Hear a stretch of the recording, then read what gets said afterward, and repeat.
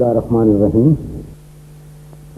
برصغیر میں دنیا فلم کی جب بھی تاریخ لکھی جائے گی تو اس کا بیشتر حصہ ایک ہی شخصیت کا احاطہ کرے گا، اور وہ شخصیت ہے دلیپ کمار کی۔ 1943 تک یوسف خان کے نام سے پہچانی جانے والی شخصیت گزشتہ 45 برسوں سے دلیپ کمار کے نام کا روپ دھار کر برصغیر میں افسانوی کردار اختیار کر چکی ہے اور لوگوں کے دلوں پر راج کر رہی ہے۔ دلیپ کمار نے ایک عرصہ پہلے فن، شخصیت اور مقبولیت کا جو سفر روز اول سے شروع کیا تھا وہ آج بھی کامیابی اور کامرانی کے ساتھ جاری ہے۔ دلیپ کا فن اور شخصیت دونوں اس بات کی گواہی دیتے ہیں کہ فن اور فنکار اگر سچا ہے تو لازوال اور ہمیشہ تابندہ رہے گا۔ دلیپ کمار کی اصل پہچان تو فلمی دنیا ہی ہے، لیکن بر صغیر کی اس ممتاز اور قداور شخصیت کی زندگی کے دیگر پہلو بھی ہیں جنہیں جاننے کے لیے علمی، ادبی، ثقافتی اور سماجی حلقوں سے شناسائی ضروری ہے۔ پشاور میں جنم لینے والے یوسف خان اپنی عرفیت دلیپ کمار کے ساتھ پاکستان تشریف لائے ہیں۔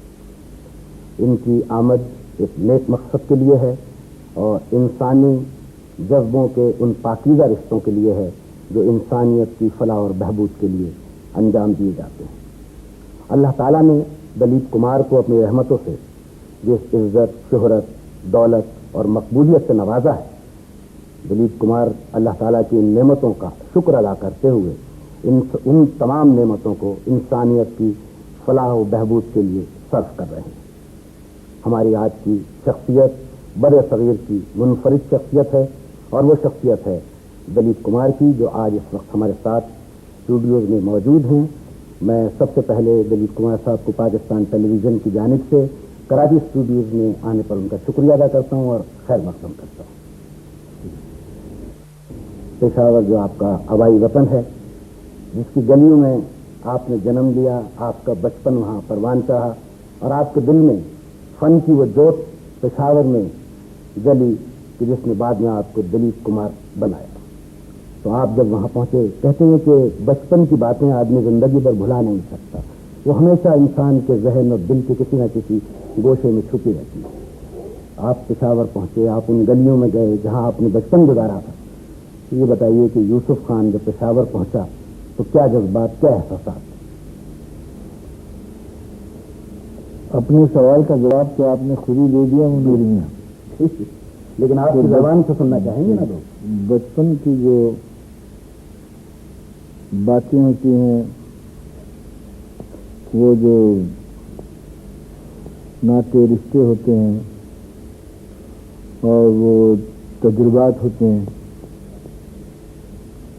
جب آدمی ایک کوپل کو لے کے دیکھتا رہتا ہے کہ یہ کیسے بنی ہوگی اور کس طرح سے اس کی ساخت ہوئی، جب بادل کو لہراتے ہوئے دیکھتا ہے وہ اور ماں سے پوچھتا ہے کہ یہ کیوں ہوتا ہے ایسا،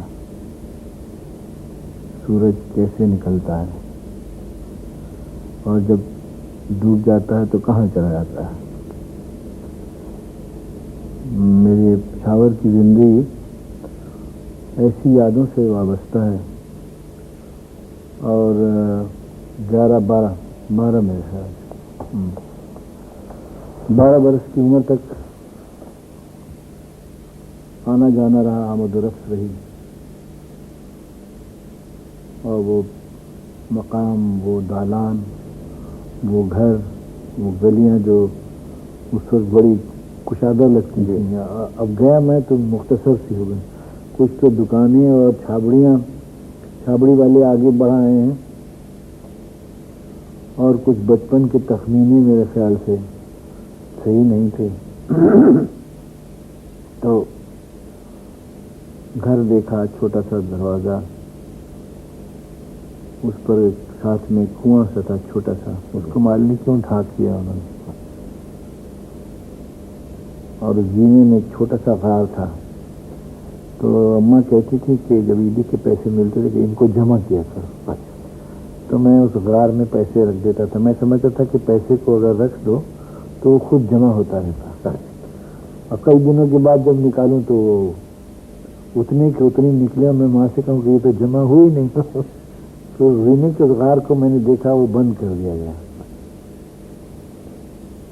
اور وہ جو احساس ہیں وہ لفظوں میں ان کو آدمی ڈھال نہیں سکتا. وہ حسیات سے تعلق رکھتے ہیں اور ایسے جذبات ہیں جو کہ ناقابل بیان ہیں اور بڑے بنیادی ہیں. اور جو کچھ میں نے محسوس کیا، میں نے ایسے ہی یوں سمجھا کہ جیسے اپنی زندگی کی تاریخ کے بہت سے ورقے جو تھے وہ پلٹ کے میں واپس وہیں آ گیا اور احساس ہوا کہ جیسے کل ہی کی تو بات ہے. اس لیے جب لوگوں نے مجھ سے پوچھا کہ آپ کب گئے تھے یہاں سے، تو میں نے کہا کہ میں تو گیا ہی نہیں تھا، میں تو یہیں پشاور میں تھا اور اب بھی ہوں. یادیں بڑی خوبصورت ہوتی ہیں اور وہ حسن اور اس کا سحر جو تھا وہ اب بھی میرے ذہن پر حاوی ہے. تو جو پرانے دوست رشتے دار ملے، بچے جوان ہو گئے، جوان بوڑھے ہو گئے، پہچانا انہوں نے آپ کو؟ دلیپ کمار کو تو پہچانتے ہیں لوگ، یوسف خان کی بات کریں، لیکن یوسف کو بھی پہچانا بہت پرتفاق خیر مقدم ہوا. اور ویسے اندرونی طور سے میں محسوس کر رہا تھا کہ اس کا اہل تو ہوں نہیں، اتنی شفقت اور اتنی محبت لوگ کیسے دے رہے ہیں. پھر بھی بھائی جو تھے وہ اب ماشاءاللہ عمر رسیدہ ہونے آئے مجھ سے، کچھ بڑے تھے کچھ چھوٹے. اب ان کے بچے اور بچوں کے بھی بچے تو ماشاءاللہ ایک کنبہ جو تھا وہ ایک پوری ڈائنیسٹی بن گئی ہے. اور شہر میں بھی کافی ترقی کی. ہم لوگ ویسے دہقان لوگ تھے لیکن اب تو انڈسٹریز بھی آ گئی ہیں، پھیل رہی ہیں آہستہ آہستہ. اور ایک تجدید ملاقات سب سے ہوئی، وہ جو کہ تھے اور وہ جو نہیں تھے اور نئے آئے ہیں ان سے بھی میں نے کہا کہ سب کی تصویریں الگ الگ، خاندان کے نام الگ الگ کہ تاکہ خلط ملط نہ ہو جائیں. اور کئی یہاں میں بچپن کی تصویریں مجھے ملی جو بڑی نایاب تھی. میری والدہ کی ایک تصویر ملی، وہ میرے کوئی رشتے کے کوئی بھائی ہوتے ہیں، انہوں نے ہجوم میں سے کسی طرح سے وہ جیپ پر چڑھا ہے، وہ سپاہی ان کو روک رہے تھے. ان کے ہاتھ میں نے چھوٹی سی تصویر دیکھی، وہ میری والدہ کی تصویر تھی. میں نے لپک کے اس سے لے لی لیکن بعد میں ان سے ملاقات نہیں ہو پائی. تو بھائیوں نے اور رشتے داروں نے کہا تو ہوگا کہ یوسف تم ایسے گئے کہ پلٹ کر ہی نہ آئے؟ نہیں، ایسا کوئی شکوہ گیلا تو کرنے والے وہ لوگ ہیں نہیں. بس آگے انہوں نے کہا یہ میرے بھائی جو تھے وہ ایک کہنے لگے this is the return of the NATO.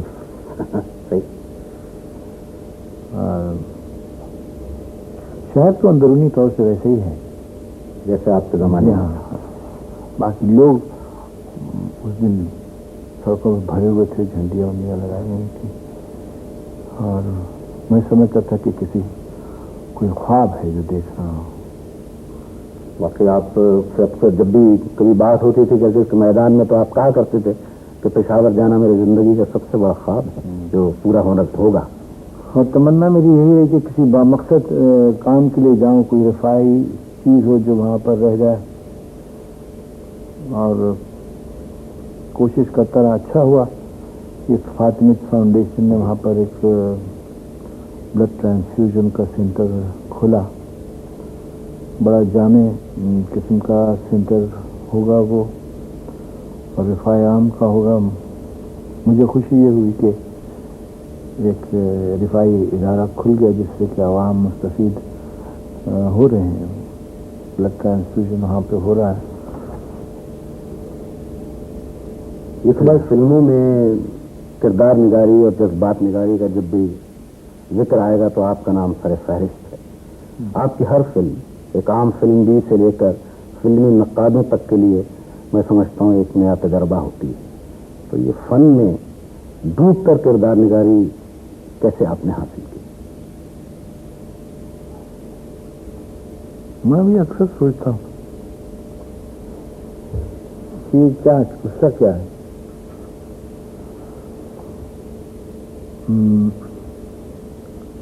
فن میں ڈوبنا اور اس میں انٹینسٹی اور اسٹائل اور اسکول آف ایکٹنگ اس طرح کے نام ہم نے سنے, لیکن کبھی کسی انسٹیٹیوشن میں چونکہ تعلیم حاصل نہیں کی اس سلسلے میں, تو کم پکچریں دیکھتا تھا میں, بلکہ دیکھنے کی اجازت نہیں تھی. تو جب فلم میں آئے, اسکول میں انگریزی فلمیں دکھاتے تھے مہینے میں ایک کوئی اچھی فلم,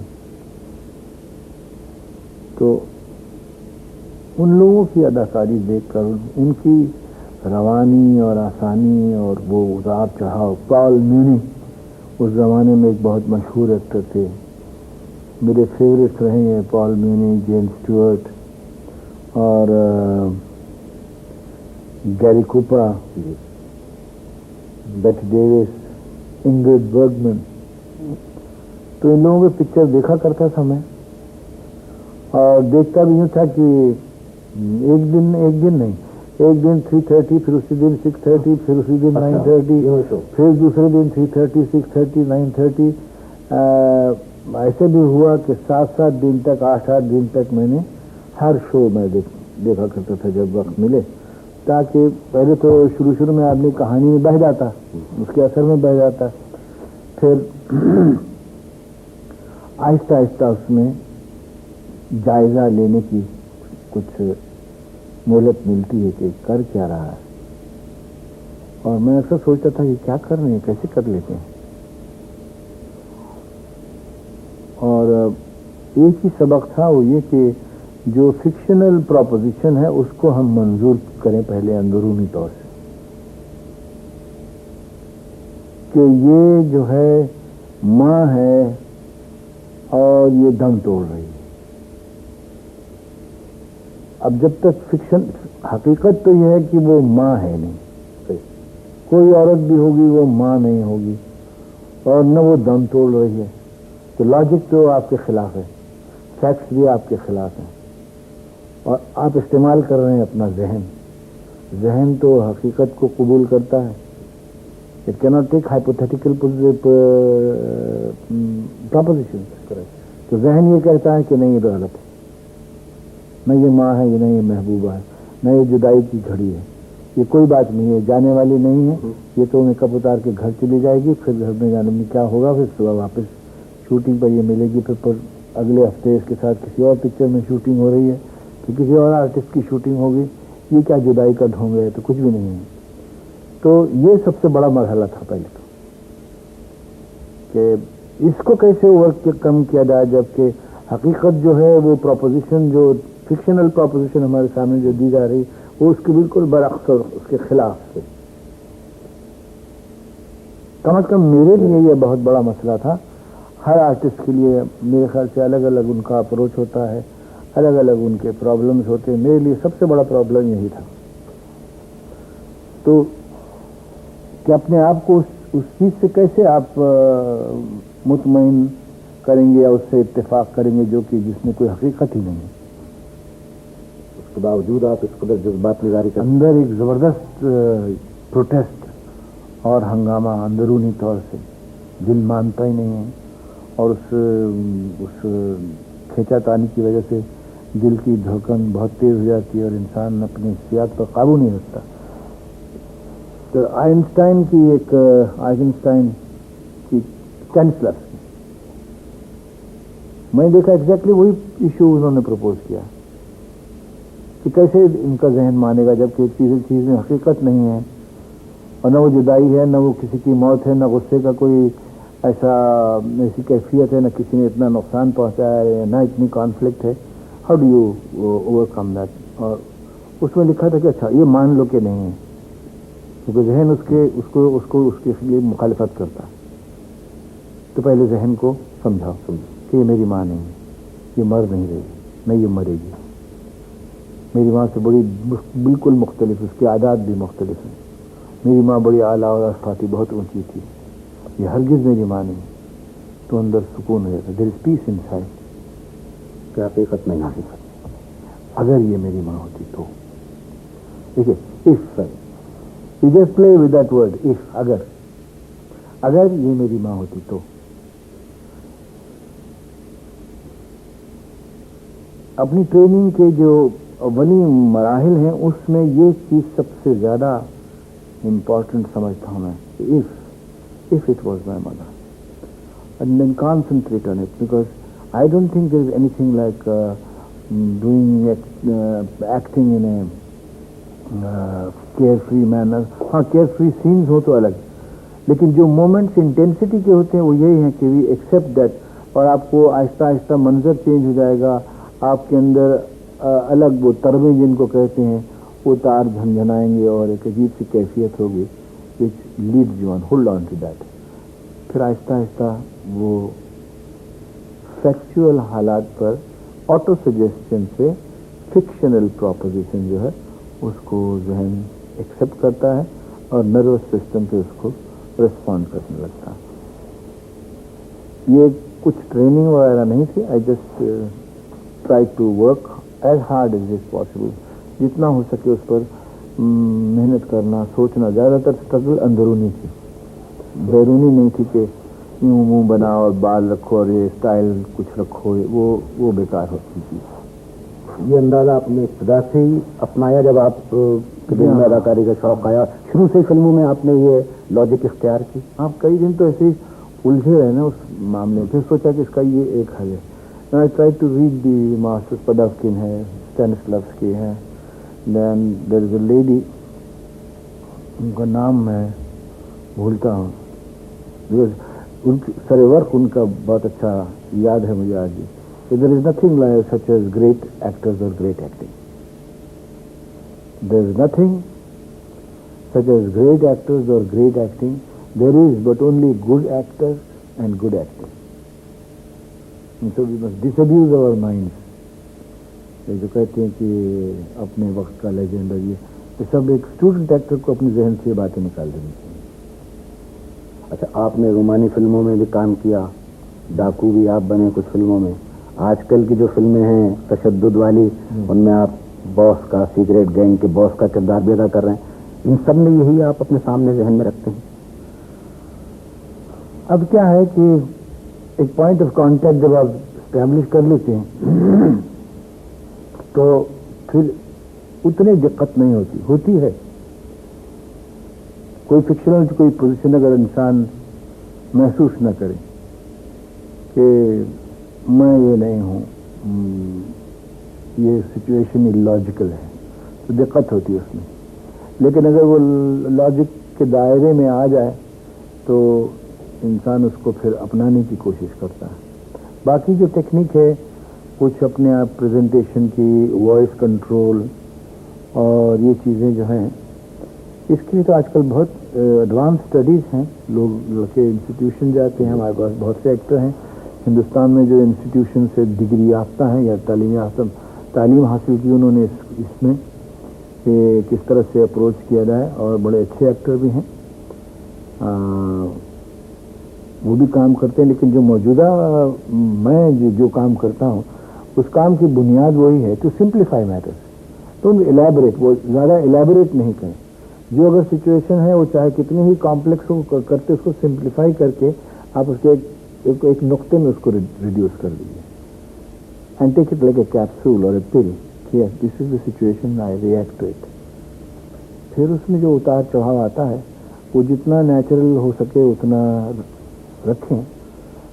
ڈیفیکلٹی تب ہوتی جب کہ اپنی پرسنالٹی سے، جیسے میری ایک ذاتی پرسنالٹی جس کو انگریزی میں کہتے ہیں the inner chemistry of a personality, اس پرسنالٹی کے دائرے سے باہر جب جاتا ہے ایکٹر تو اس کا امتحان ہوتا ہے. That is the real test of his abilities.